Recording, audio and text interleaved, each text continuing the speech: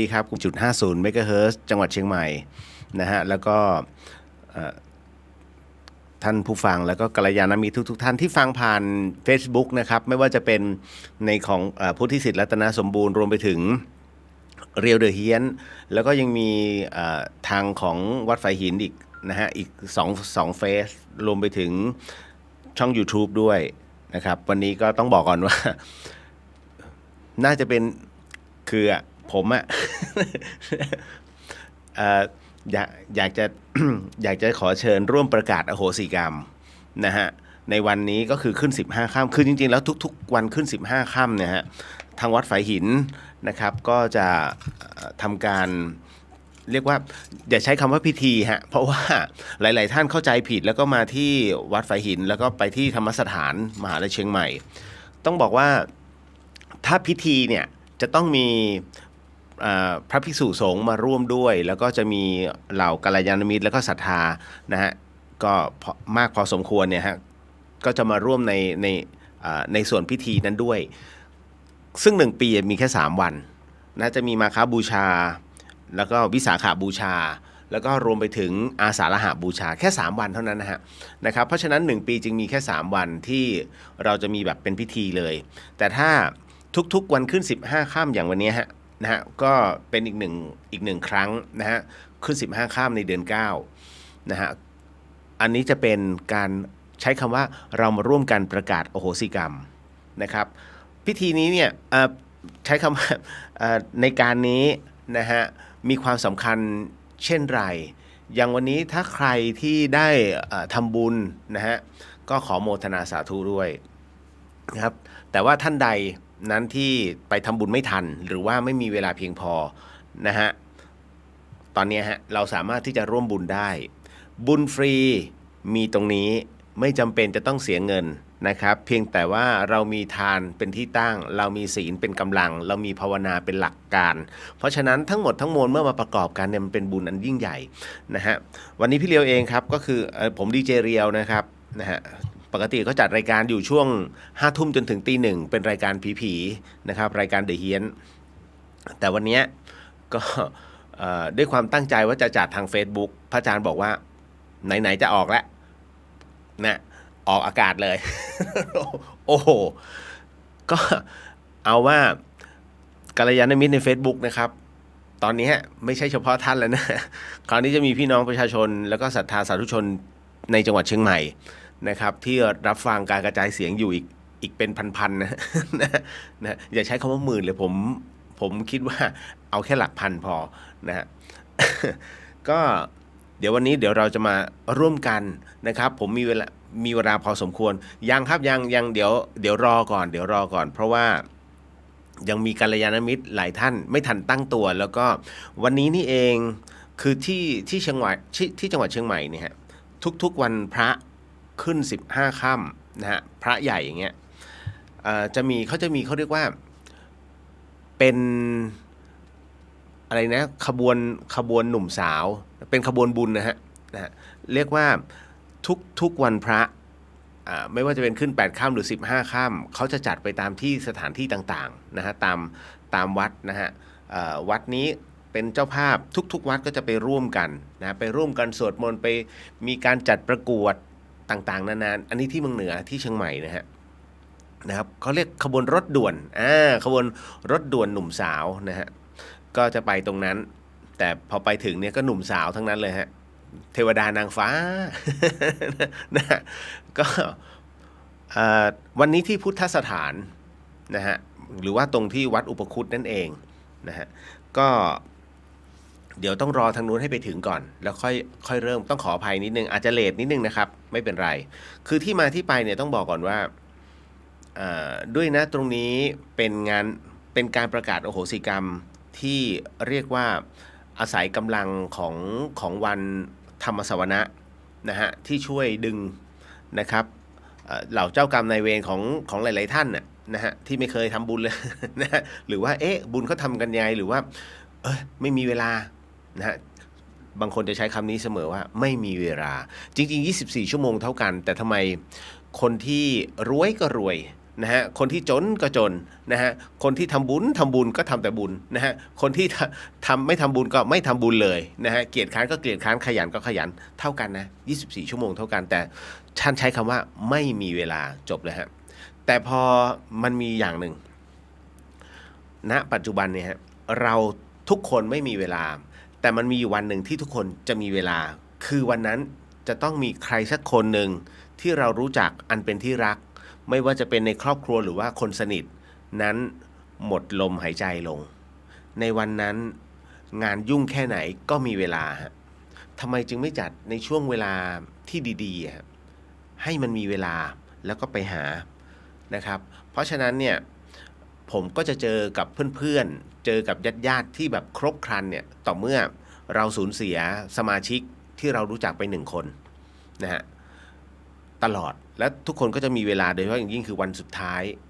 เชียงใหม่เขาเรียกเสียศพนะฮะก็คือวันเผานั่นแหละจะเจอกันนะอย่าให้ถึงวันนั้นเลยฮะเอาเป็นงานบุญมั่ง นะอย่างวันนี้เป็นต้นนะฮะท่านใดที่เป็นผู้ป่วยติดเตียงนะฮะหรือว่าน้องๆพยาบาลที่อยู่ในวอร์ด ICU หรือว่า CCU นะครับเป็นไปได้ก็นิดนึงแล้วกันให้จูนคลื่นไปที่ FM 104.50ผมเข้าใจนะว่าทางโรงพยาบาลมีนโยบายว่าไม่ให้เปิดเสียงรบกวนแต่คราวนี้มีมือถือไงนะก็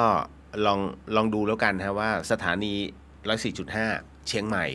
ก็ลองดูก่อนนะครับเปิดให้เขาดูนะเปิดให้เขาฟังฮะเพราะว่าท้ายที่สุดแล้วอานิสงส์ตรงนี้มันก็จะช่วยได้คือมันก็จะมีตัวอย่างอะคุณครั้งหนึ่งที่ไม่เอ่ยชื่อนะครั้งหนึ่ง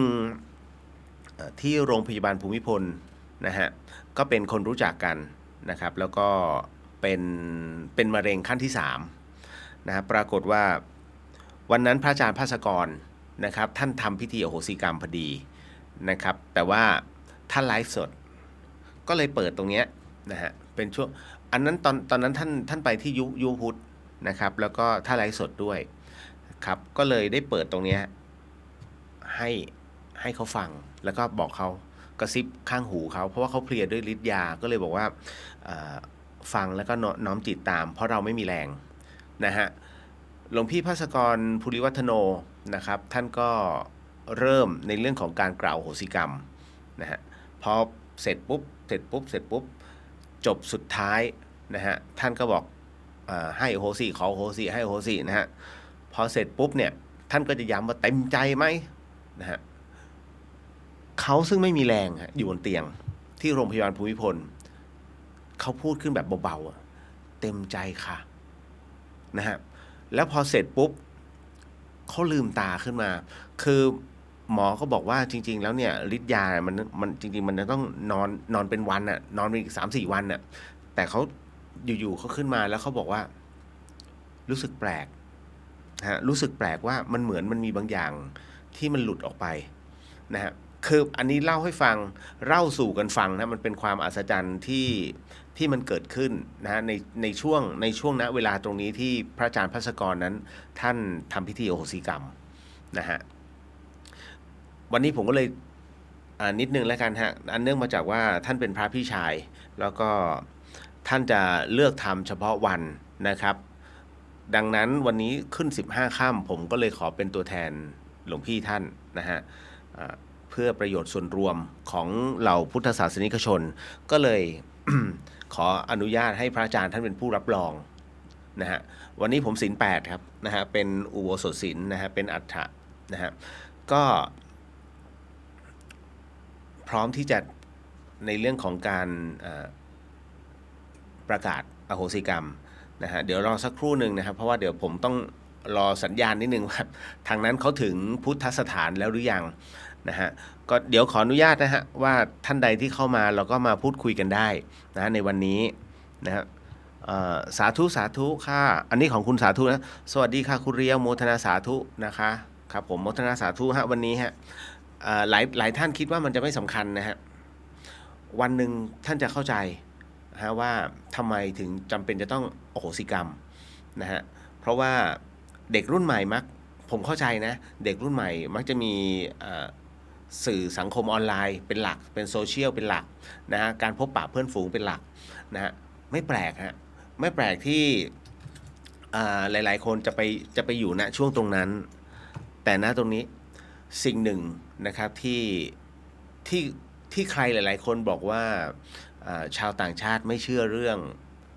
จิตวิญญาณผมยกตัวอย่างนะฮะก็ต้องขอแสดงความเสียใจกับประชาชนชาวอังกฤษนะครับที่ได้สูญเสียควีนมัมหรือว่าควีนอลิซาเบธที่2นะฮะซึ่งพระองค์นะฮะกับในหลวงรัชกาลที่9ของเราเนี่ยถือได้ว่าเ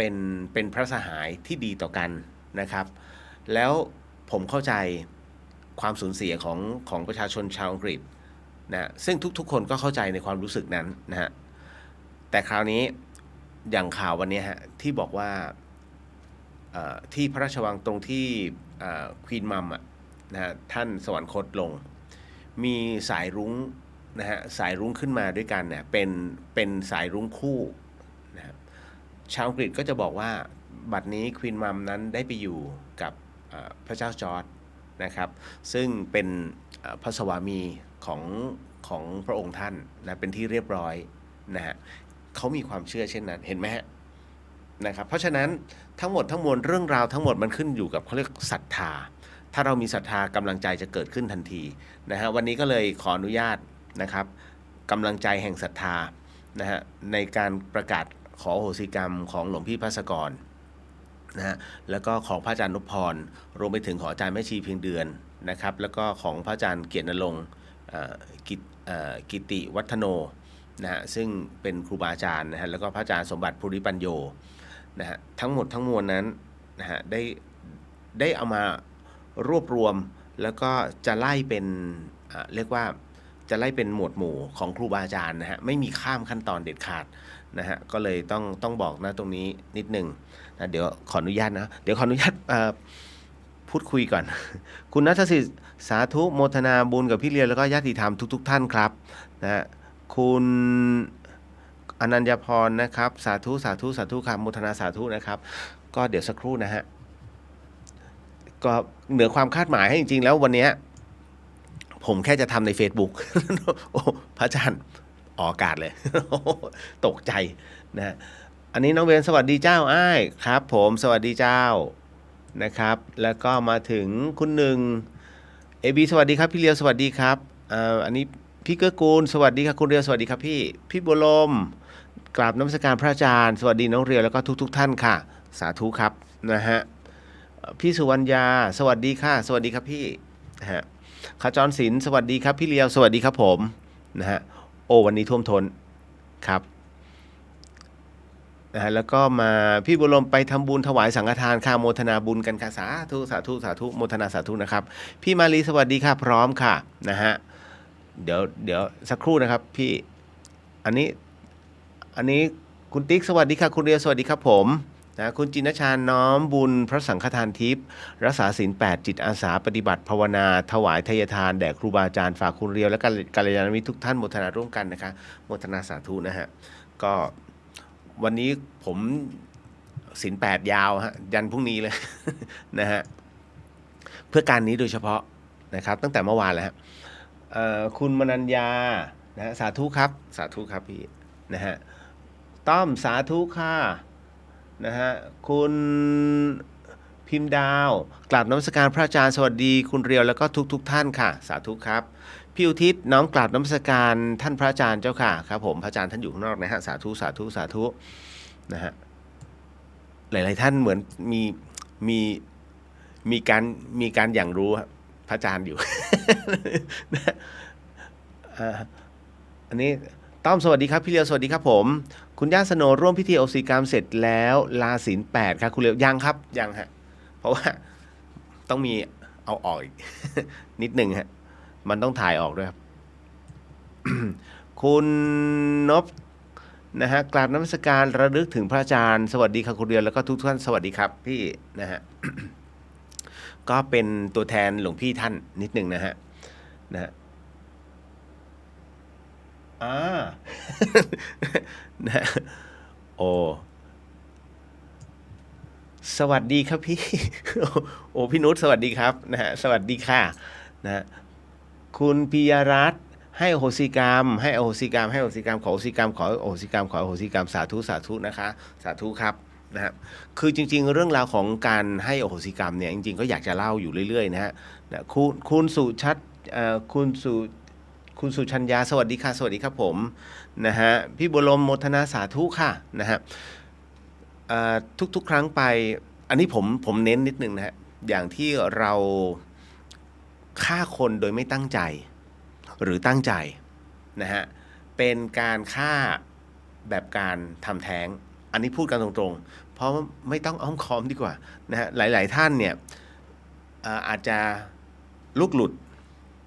หรืออาจจะตั้งใจทำแท้งนะฮะ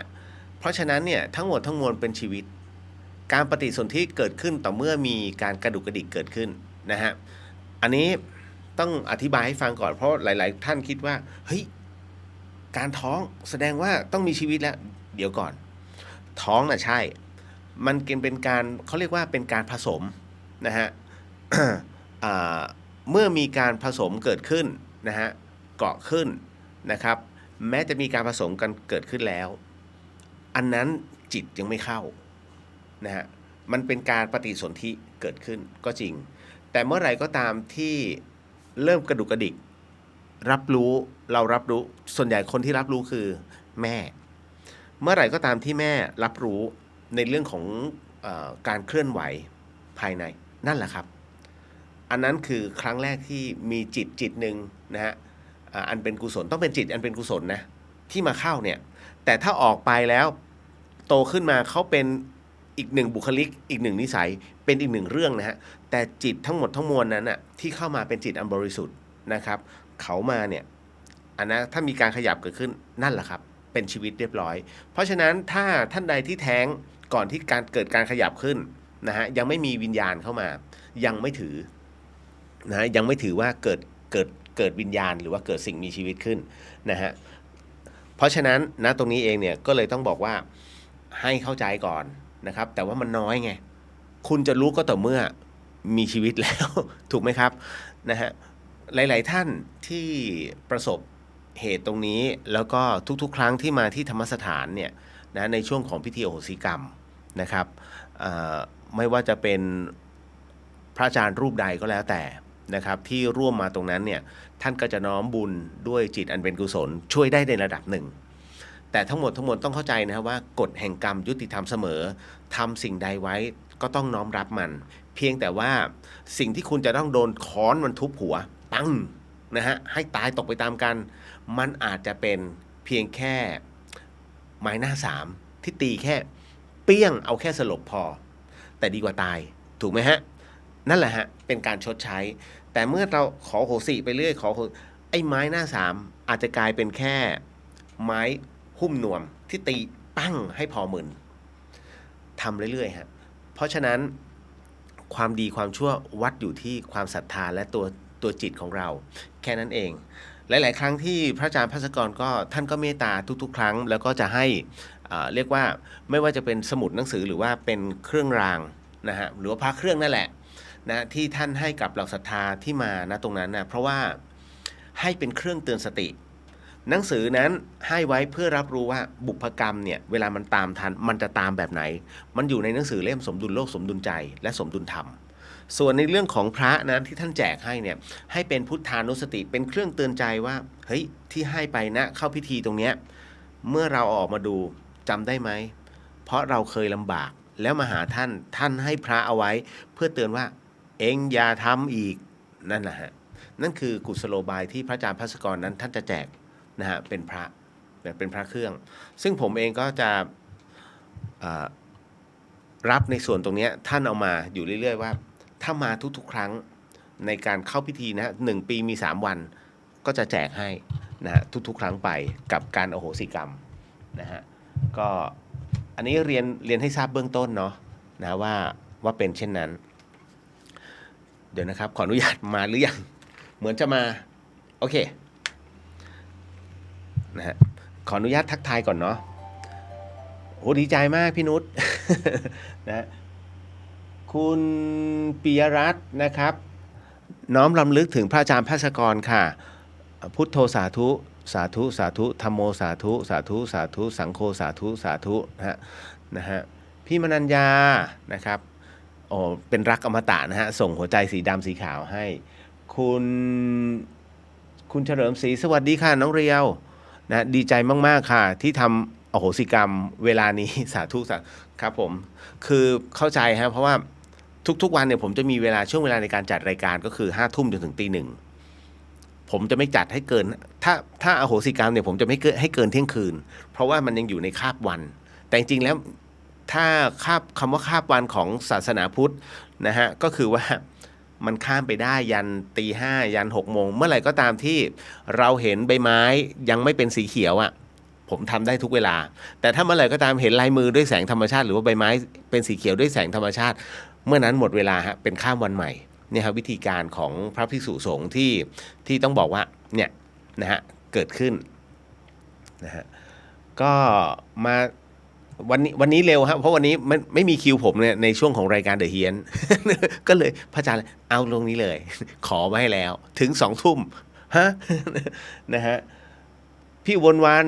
ให้โอโหสิให้โอโหสิให้โอโหสิขอโอโหสิขอโอโหสิขอโอโหสิโมทนาสาธุสาธุสาธุค่ะสาธุครับนะฮะเดี๋ยว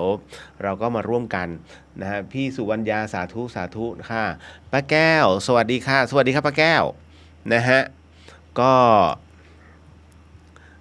ยินดีฮะ น้องต้นสวัสดีครับอ้ายสวัสดีครับผมอันนี้น้องแอมพี่เลียวสวัสดีค่ะสวัสดีครับผมนะฮะพี่นพกราบน้ำสการพระอาจารย์ด้วยค่ะครับผมพระอาจารย์ก็รับฟังอยู่ข้างนอกนะฮะสาธุครับพี่มาลีพร้อมขออโหสิกรรมและก็ให้อโหสิกรรมร่วมกับทุกท่านนะฮะใช่ไหมเดี๋ยวตึ๊ดพี่ตั้งใจถือศีล8เช่นกันค่ะเพื่อการขออโหสิแล้วก็ให้อโหสิสาธุครับนะฮะดีครับดีครับผมก็ทุกครั้งไปนะฮะที่ต้องทำตรงนี้นะฮะแล้วก็มาถึงคุณย่าสโหนย่าถือศีล8ที่วัดป่าท่าไซท่าชนะตั้งแต่เมื่อวานครับโมทนาสาธุฮะนะฮะงั้นเดี๋ยววันนี้เดี๋ยวจะมีสมทานศีล5กับศีล8นะครับนะฮะคุณสาวนิชให้โอโหสิให้โอโหสิให้โอโหสิขอโอโหสิขอโอโหสิขอโอโหสิโมทนาสาธุค่ะสาธุสาธุนะครับคุณปวิกรสวัสดีค่ะคุณเลียวสวัสดีครับผมนะฮะคุณลักษณะสวัสดีค่ะสาธุค่ะสาธุครับนะฮะคุณจิ๊บสวัสดีค่ะคุณเรียวและขอโหสิกรรมทุกท่านด้วยสาธุครับนะป้าน้องนะฮะโอ้ป้าน้องก็มาครับวันนี้นะฮะโมทนาสาธุครับนะฮะเอาละก็ไม่รอเนาะเพราะว่าพุทธศาสนาน่าจะออกไปแล้ว นะก็นิดหนึ่งนะครับตืดตึ๊บ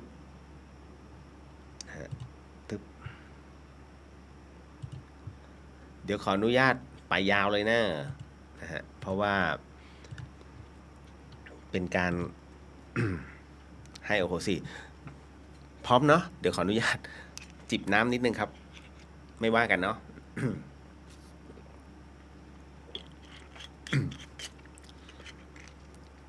วันนี้เต็มที่ฮะอัดพลังมาเต็มที่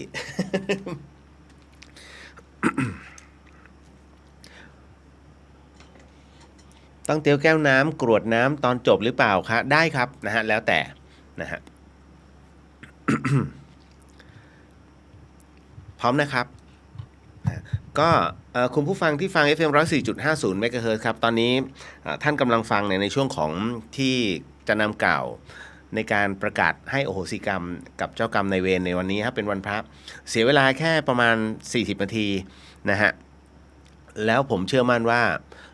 ท่านจะปลดในเรื่องของเจ้ากรรมนายเวรออกได้บางส่วนนะฮะอย่างน้อยก็เราน้อมจิตโมทนาด้วยความเต็มใจเนี่ยการที่เขามาก่อไว้10 นิ้วเขาอาจจะคลายแค่1 นิ้วแต่ก็ยังดีกว่านะฮะยังดีกว่าให้ครบ10 นิ้วเนาะนะฮะประกาศไปเรื่อยๆทำดีไปเรื่อยๆฮะแล้วเดี๋ยวมันจะหลุดเองนะครับ สาธุสาธุสาธุผมเริ่มนะครับ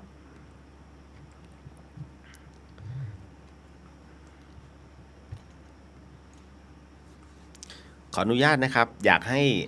ณตอนนี้อยากให้ทุกท่านได้นั่งสมาธินิดหนึ่งนะฮะเพื่อให้จิตมันมีกำลังนิดหนึ่งนะขออนุญาตนะครับ นั่งสมาธิในระยะสั้นๆเป็นเวลา3นาทีผมขออนุญาตบรรยายไปด้วยอันเนื่องมาจากว่า การเข้าสมาธินะตอนนี้นะฮะเป็นสิ่งที่จำเป็นนะฮะเพราะว่าอย่างน้อยเราจะต้องดึงเจ้ากรรมนายเวรของแต่ละท่านออกมาการเข้าสมาธินั้นเอาตามถนัดของแต่ละท่านท่านใดที่เคยฝึกพองยุบข้างใดท่านใดที่ฝึกพุทโธ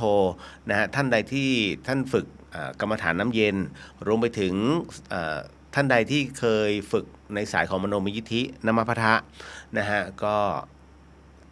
เรียกว่าเอาตามอัธยาศัยนะฮะ ถ้าพร้อมแล้วขออนุญาตนะครับตอนนี้เป็นเวลา 18:58 นาทีเดี๋ยวเราไปถอนสมาธิกันในช่วงเวลาทุ่ม2นาทีนะครับนะฮะสาธุสาธุถ้าพร้อมแล้วขอนั่งสมาธิผมขออนุญาตบรรยายทำไปด้วยนะฮะสาธุครับนะฮะ ในเรื่องของจิตตั้งมั่นนะครับเป็นเรื่องราวที่ณตรงนี้ที่ผมเอามาบรรยายเป็นเรื่องราวที่หลวงปู่เทศรังสีนะฮะหนึ่งในครูบาอาจารย์นะฮะของหลวงปู่มั่นภูริทัตโตนั้นพระอาจารย์ท่านเป็นผู้เชี่ยวชาญในเรื่องของสมาธิมากหากเราไปดูประวัติของท่านเนี่ยท่านก็ทำสมาธินะฮะผิดอยู่13ปีฮะพระอาจารย์ท่านนะฮะต้องบอกว่าหลวงปู่เทศนั้นท่านก็ยอมรับนะว่าท่านทำสมาธิผิดอยู่นะฮะ13 ปีตัวเลขตรงนี้ฮะอาจจะคลาดเคลื่อนไปบ้างแต่ขึ้น10 กว่าปีแน่นอนที่ท่านบอกว่าท่านได้ปฏิบัติในเรื่องของสมาธิแบบผิดก็คือสงบอยู่เฉยๆแล้วก็หลวงปู่มั่นนั่นแหละฮะที่มาช่วยท่านในการแก้สมาธิทีแรกท่านไปหาพระอาจารย์สิงห์นะฮะก็อยู่ที่วัดป่าสารวันนะปรากฏว่าพระอาจารย์สิงห์นั้นแก้ให้ท่านไม่ได้ท่านจึงขึ้นไปหาหลวงปู่มั่นหลวงปู่มั่นท่านก็แก้ให้นะการที่ท่านติดสมาธิอยู่นานนั้นทำให้ท่านแตกฉานในเรื่องของสมาธิมาก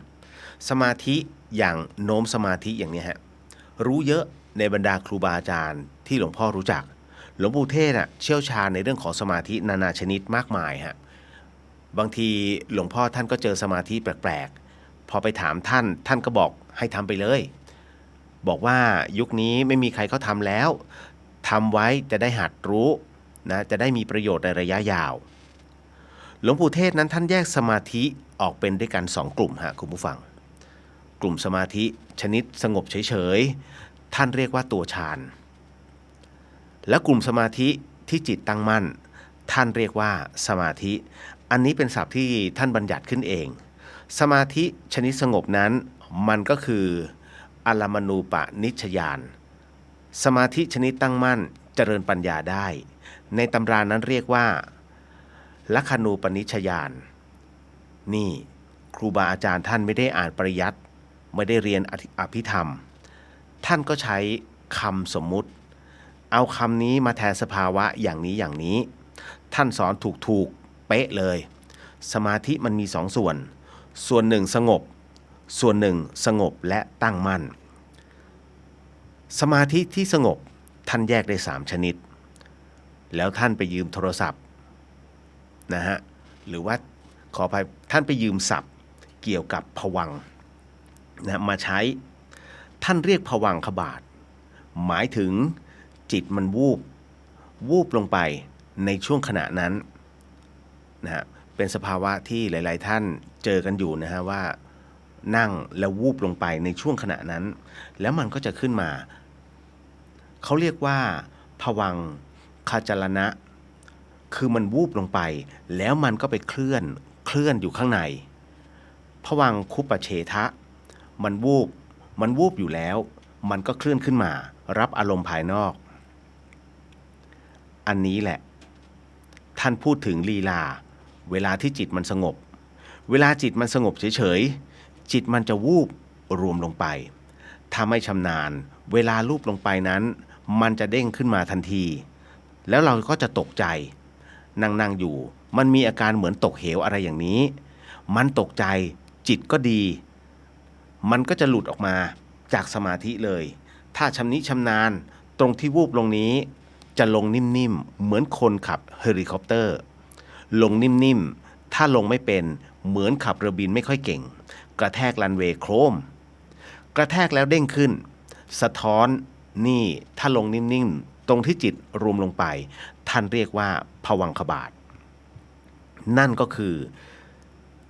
เกิดความเกิดขึ้นของภวังค์พอลงไปแล้วบางทีจิตมันทำงานข้างใน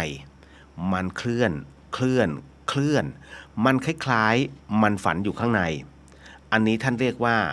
ภวังคจรณะตรงนี้เอาไปเดินปัญญาไม่ได้สมาธิอย่างนี้มันเคลิ้มลืมเนื้อลืมตัวแล้วตอนที่มันตัดกระแสภวังค์นั้นท่านเรียกว่าภวังคุปเฉทะตัดกระแสภวังค์ขึ้นมาท่านสอนสมาธิอย่างนี้ท่านเรียกว่าฌานเวลาเข้าฌานมันมีลีลาอย่างนี้นี่เองเอาละครับก็ค่อยๆถอนสมาธินะฮะค่อยๆลืมตานะฮะครับพร้อมเนาะ อันนี้พี่สุกราบนมัสการพระอาจารย์สวัสดีน้องเรียนแล้วก็ทุกท่านค่ะคุณนายนาเลิกอาบพระจันทร์ 17.7 แต่ไม่มีแสงจันทร์เลยนะฮะเอาละขออนุญาตนะครับเราไปเข้าสู่ช่วงของพิธีโอสีกรรมกันนะฮะหลังจากที่นั่งสมาธิกันแล้วพร้อมนะฮะ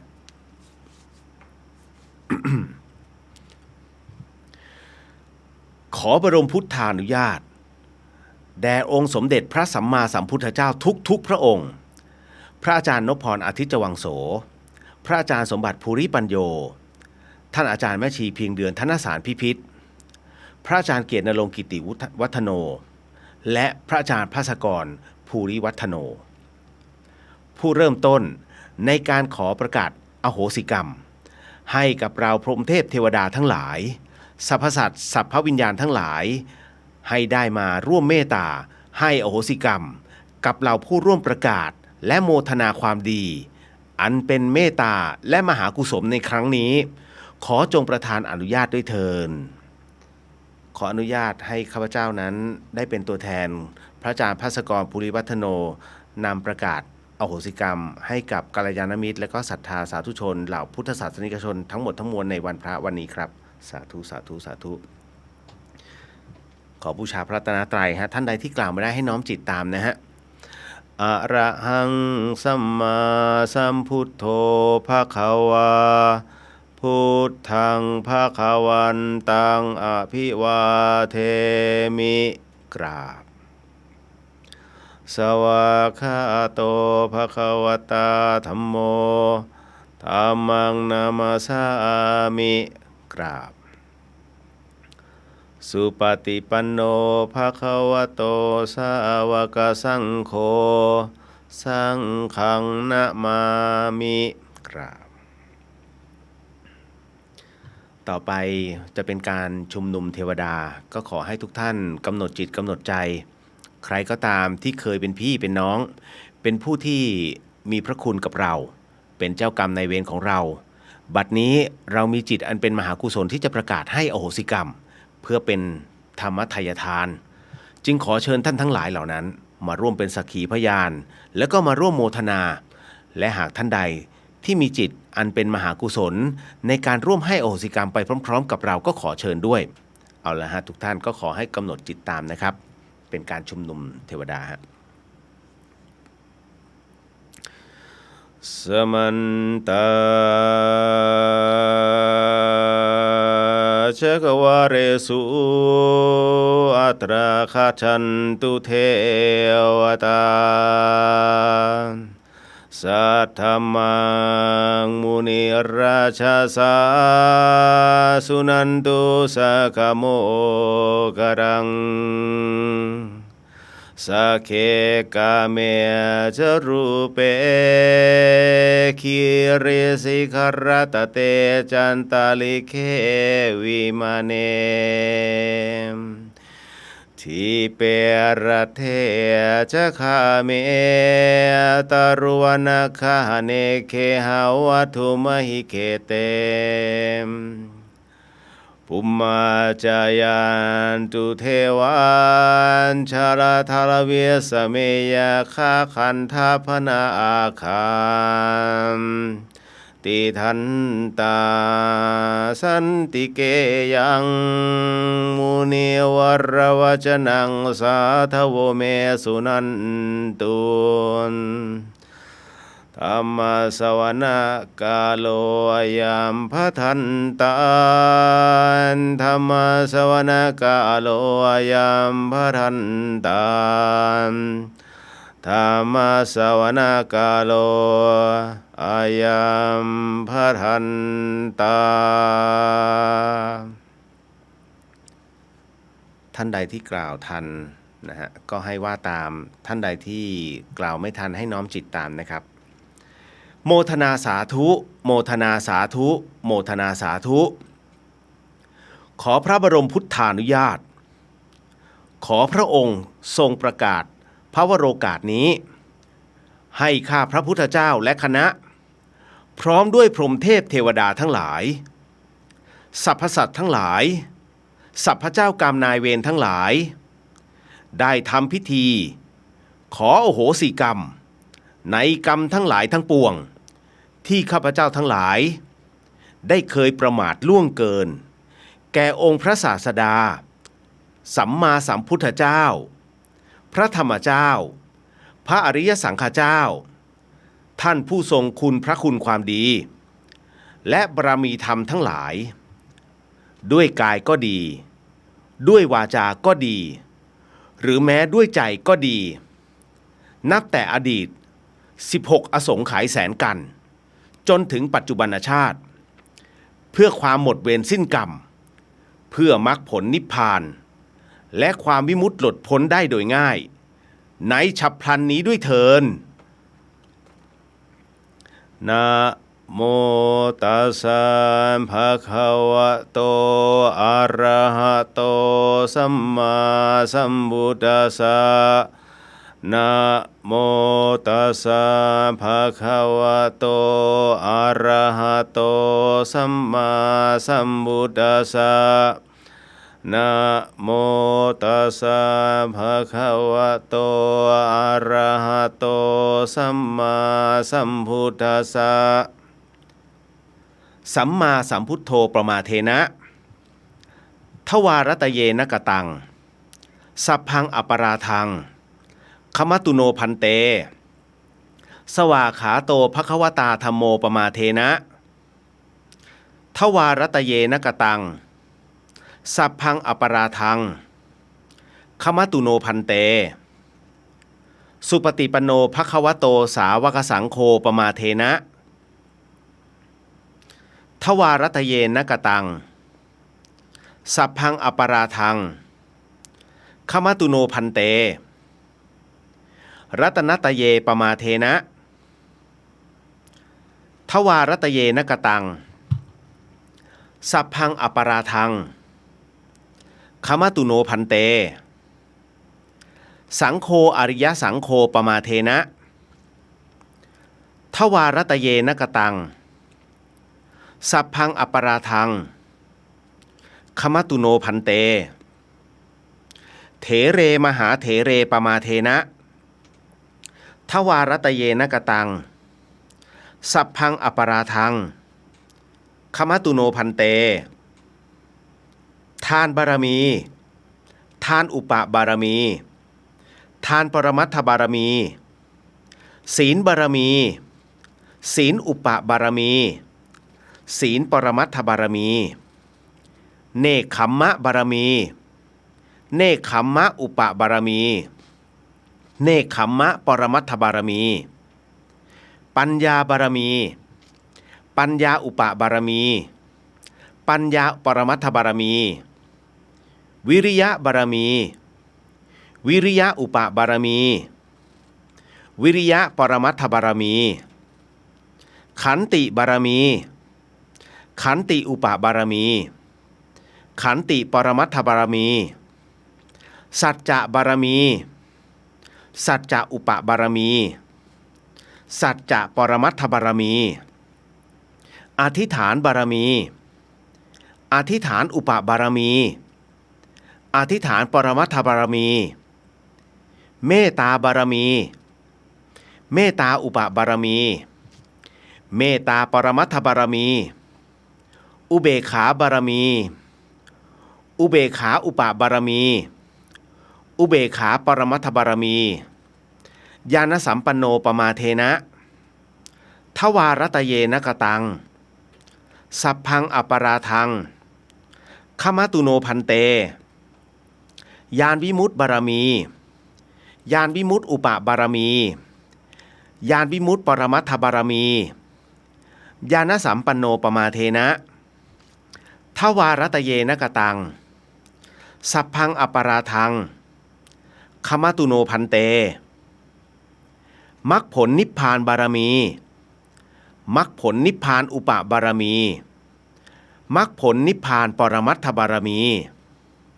ญาณสัมปันโนปมาเทนะทวารตเยนะกตังสัพพังอปราทังขมตุโนพันเตคุรุอาจาริเยปมาเทนะทวารตเยนะกตังสัพพังอปราทังขมตุโนพันเตมาตาปิตเรปมาเทนะทวารตเยนะกตังสัพพังอปราทัง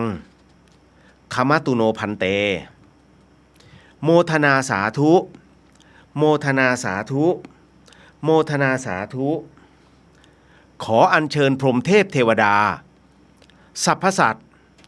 สรรพเจ้ากรรมนายเวรทั้งหลายของท่านทั้งหลายที่อยู่ณที่นี้จงมาณที่นี้ทั้งหมดจงมาณที่นี้ทั้งหมดจงมาณที่นี้ทั้งหมดขอพระภูมิเจ้าที่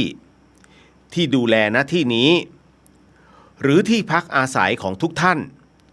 ที่ได้ชมได้ยินได้ฟังอยู่ช่วยเปิดทางด้วยขอท่านท้าวพญายมราชท้าวจตุโลกบาลขอเมตตามาดูแลความเรียบร้อยขออย่าให้ใครมากลั่นแกล้งขัดขวางเมื่อมาถึงแล้วที่เป็นสัตว์ขอให้เป็นคนที่เป็นสัตว์ขอให้เป็นคนที่เป็นสัตว์ขอให้เป็นคนที่เป็นคนแล้วขอให้เป็นคนโดยสมบูรณ์บริบูรณ์ที่เป็นคนแล้วขอให้เป็นคนโดยสมบูรณ์บริบูรณ์ที่เป็นคนแล้วขอให้เป็นคนโดยสมบูรณ์บริบูรณ์ด้วยแขนขาตาหูจมูกปากลิ้นกายใจอวัยวะอาการ32ครบถ้วนด้วยแขนขาตาหูจมูกปากลิ้นกายใจอวัยวะอาการ32ครบถ้วนด้วยแขนขาตาหูจมูกปากลิ้นกายใจอวัยวะอาการ32ครบถ้วนขอให้หายจากทุกขเวทนาขอให้หายจากทุกขเวทนาขอให้หายจากทุกขเวทนาข้าพเจ้าขอแผ่ความดีให้ข้าพเจ้าขอแผ่ความดีให้ข้าพเจ้าขอแผ่ความดีให้ขอให้พูดได้ขอให้พูดได้ขอให้พูดได้ขอให้พูดภาษาไทยรู้เรื่องขอให้พูดภาษาไทยรู้เรื่องขอให้พูดภาษาไทยรู้เรื่องขอให้พูดภาษาไทยขอให้พูดภาษาไทยขอให้พูดภาษาไทยขอให้สมทานศีลห้าขอให้สมทานศีลห้าขอให้สมทานศีลห้าขอให้สมทานศีล8ได้ขอให้สมทานศีล8ได้ขอให้สมทานศีล8ได้บัดนี้ท่านทั้งหลายไม่ได้ทำกรรมชั่วอยู่จึงสมทานศีล5และศีล8ได้บัดนี้ท่านทั้งหลายไม่ได้ทำกรรมชั่วอยู่จึงทำทานศีล5และศีล8ได้บัดนี้ท่านทั้งหลายไม่ได้ทำกรรมชั่วอยู่จึงสมทานศีล5และศีล8ได้ขอให้ทุกท่านณตอนนี้ตั้งใจสมทานศีล5และศีล8ไปพร้อมกับข้าพเจ้าและขอให้ทุกท่านร่วมน้อมจิตน้อมใจเพื่อให้เหล่าสัตว์สรรพสัตว์สรรพวิญญาณสรรพเจ้ากรรมนายเวรทั้งหลายให้ได้มาสมทานศีลไปพร้อมๆกับท่านและก็พวกเราว่าพร้อมๆกันพร้อมกับน้อมจิตน้อมใจไปพร้อมกันนะครับพุทโธธัมโมสังโฆศีลข้อ1ไม่ฆ่าสัตว์ศีลข้อ2ไม่ลักทรัพย์ ศีลข้อ3ไม่ประพฤติผิดในกามศีล5หยุดแค่นี้ก่อนครับศีล8ว่าตามศีลข้อ3ไม่ประพฤติผิดพรหมจรรย์ว่าพร้อมกันทั้งศีล5และศีล8นะครับศีลข้อ4ไม่พูดเท็จศีลข้อ5ไม่ดื่มสุราและของมึนเมาศีลข้อ5หยุดแค่นี้ครับศีล8ว่าตามศีลข้อ6ไม่กินในยามวิกาลศีลข้อ7ไม่ขับร้องออกท่าทางเล่นดนตรีและเครื่องหอมในร่างกายศีลข้อ8ไม่นอนสูงเกินเท้าเดินคราวนี้น้อมจิตพร้อมกันนะครับบัดนี้ข้าพเจ้าตั้งใจรักษาศีลแล้วบัดนี้ข้าพเจ้าคือผู้มีศีลข้าพเจ้าผู้มีศีลละอายต่อการทำความชั่วกลัวต่อผลของบาปกรรมข้าพเจ้าผู้มีศีลมีหิริโอตปะมีกายเป็นมนุษย์มีใจเป็นเทวดาเป็นมนุษย์เทโวเข้าถึงความเป็นสหายกับเหล่าเทวดาทั้งหลายณบัดนี้ข้าพเจ้าทั้งหลายจะได้ประกาศให้อโหสิกรรมเป็นอภัยทานเป็นสัจจะวาจาขอทุกท่านได้นอบน้อมต่อองค์พระสัมมาสัมพุทธเจ้าด้วยการกล่าวนะโมพร้อมๆกัน3จบนะครับนะโมตัสสะภะคะวะโตอะระหะโตสัมมาสัมพุทธัสสะ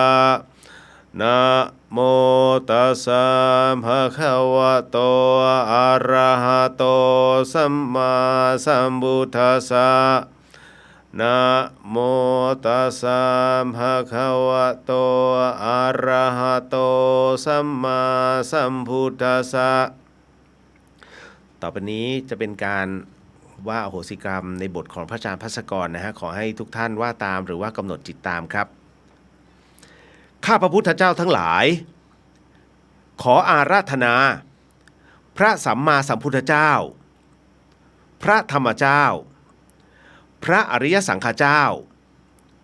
พระปัจเจกพุทธเจ้าพระอสีติมหาสาวกเจ้า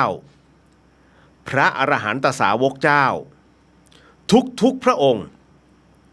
ท่านท้าวพญายมราชท่านท้าวจตุโลกบาลพระสยามเทวาธิราชและคณะทุกพระองค์ขอจงโปรดเมตตาเสด็จมาเป็นสักขีพยานและร่วมโมทนาในการให้อโหสิกรรมแก่กันและกันและแก่ผู้ที่เคยล่วงเกินต่อข้าพระพุทธเจ้ามาแล้วทั้งหลายทั้งปวงในทุกกับทุกกันทุกอสงไขยจนถึงปัจจุบันชาติข้าพระพุทธเจ้าทั้งหลายขอประกาศให้อโหสิกรรมแก่ตัวข้าพเจ้าเองตลอดจนถึงพ่อแม่พี่น้องปู่ย่าตายายลุงป้าน้าอาบุตรธิดาภรรยาสามีลูกหลานเหลนทั้งหลายญาติสนิทมิตรสหายทั้งหลายหมู่คณะผู้ร่วมงานทั้งหลายเจ้านายลูกน้องทั้งหลายคู่แข่งคู่ค้าคู่รักคู่แค้นคู่บุญคู่กรรมทั้งหลายครูบาอาจารย์ทั้งหลายอุปชาอาจารย์ทั้งหลายตลอดจนพรหมเทพเทวดามนุษย์สรรพสัตว์สรรพวิญญาณสรรพเจ้ากรรมนายเวรทั้งหลายทุกท่านทุกพระองค์ที่เคยเข็นฆ่าทำร้ายรังแกปล้นจี้ลักขโมยเบียดบังยักยอกข่มขืนผิดประเวณีโกหกหลอกลวงต้มตุ๋นคดโกงตระบัดสัตว์หักหลังทรยศอกตัญญูเสียดสีด่าว่าบังคับฝืนใจให้กินเหล้าเมายาทั้งแก่ข้าพเจ้าเองหรือแม้ในบุคคลและสิ่งที่ข้าพเจ้ารักหวงแหนไม่ว่าชาตินี้ภพนี้หรือในภพชาติใดๆก็ตาม ทุกกับทุกกันทุกอสงไขยเจตนาหรือไม่เจตนาต่อหน้ารับหลังรู้ไม่รู้อันเป็นเหตุให้ข้าพเจ้าทั้งหลายทุกกายก็ดีทุกใจก็ดีข้าพเจ้าขอให้อโหสิและให้อโหสิกรรมแก่ท่านทั้งหลายทั้งปวงจนหมดสิ้นตั้งแต่บัดนี้ตราบเท่าเข้าสู่พระนิพพานการอาฆาตพยาบาทสาปแช่งจองเวรจองกรรมใดๆที่ข้าพเจ้าได้เคยประกาศไว้หรือผูกใจเก็บไว้ในชาตินี้ภพนี้หรือในภพชาติใดๆก็ตามข้าพเจ้าขอให้อโหสิกรรมยกเลิกให้เป็นโมฆะทั้งสิ้นเพื่อให้หมดเวรสิ้นกรรมต่อกันและกันนับแต่บัดนี้ตราบจนถึงพระนิพพานขอให้เราท่านทั้งหลายที่อยู่พร้อมหน้ากันในที่นี้ตลอดจนพ่อซื้อแม่ซื้อพ่อเกิดแม่เกิดพรหมเทพเทวดาที่ปกปักรักษาข้าพเจ้าทั้งหลายจงรับทราบว่าบัดนี้ข้าพเจ้าทั้งหลายได้ให้อโหสิกรรมแก่กันและกันแล้วและจะไม่เอาการกระทำทั้งหลายในอดีตมาเป็นเหตุทำร้ายทำลายหรือเบียดเบียนซึ่งกันและกันอีกต่อไปข้าพระพุทธเจ้าทั้งหลายขอโมทนาความดีกับสมเด็จพระสัมมาสัมพุทธเจ้าพระธรรมเจ้าพระอริยสังฆเจ้าพระปัจเจกพุทธเจ้าพระอสีติมหาสาวกเจ้าพระอรหันตสาวกเจ้าทุกพระองค์ท่านท้าวพญายมราชท่านท้าวจตุโลกบาลและพระสยามเทวาธิราชพร้อมคณะทุกพระองค์ที่โปรดเมตตากรุณาเสด็จมาเป็นสักขีพยานในการให้อโหสิกรรม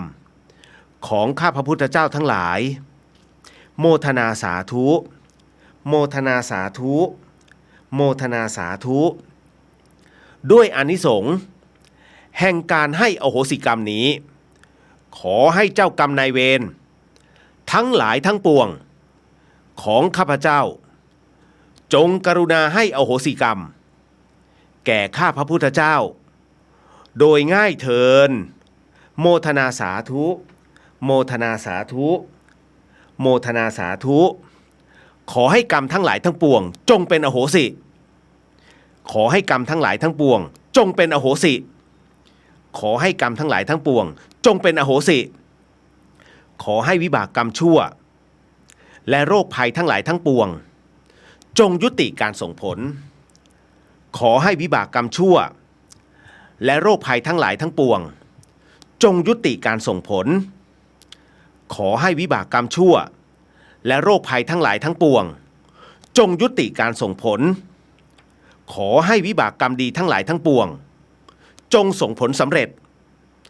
ขอให้วิบากกรรมดีทั้งหลายทั้งปวงจงส่งผลสำเร็จขอให้วิบากกรรมดีทั้งหลายทั้งปวงจงส่งผลสำเร็จโมทนาสาธุโมทนาสาธุโมทนาสาธุขอให้ข้าพเจ้าพร้อมด้วยพรหมเทพเทวดาสรรพสัตว์สรรพวิญญาณสรรพเจ้ากรรมนายเวรทั้งหลายทั้งปวงจงสำเร็จมรรคผลนิพพานในชาติปัจจุบันโดยเร็วพลันเทินให้อโหสิให้อโหสิให้อโหสิขออโหสิขออโหสิขออโหสิให้อโหสิให้อโหสิให้อโหสิ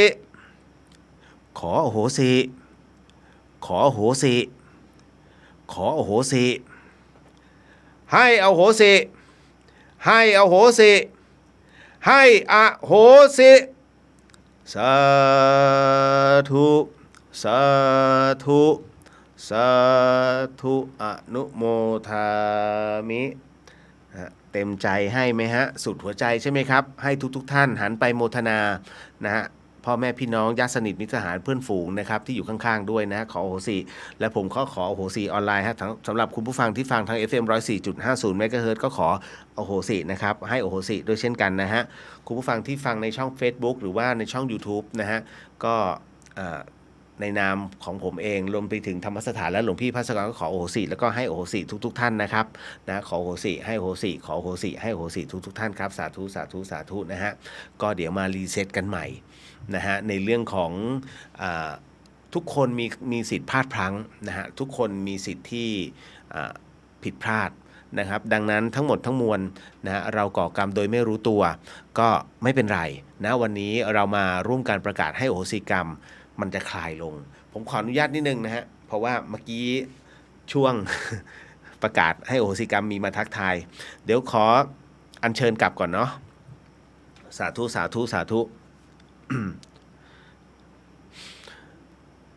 ทุกขปัตตาจเนทุกขาพยาปัตตาจเนพยาโสกปัตตาจเนโสกาโสตุสัพเพปิปานิโนเอตาวตาจะอัมเหหิสัมภตังบุญญสัมปตังสัพเพเทวานุโมทันตุสัพพสัมปันติสิทธิยาทานังทันตุสัทธายาสีลังรักขันตุสัพพทาภาวนาภิรตาโหตุชาขันจุเทวตาคตานสัพเพพุทธาภลปัตตาปัจเจกานันจะยันพลังอรหันตานังจะเตเชนารักขันพันธาเมสัพพโสสาธุสาธุสาธุครับผ่านพ้นไปนะครับเพราะว่าเมื่อกี้ทั้งหมดทั้งมวลนั้นสุดท้ายแล้วก็ขอสรรพสัตว์สรรพวิญญาณทั้งหลายนะฮะประสบนะฮะในเรื่องของ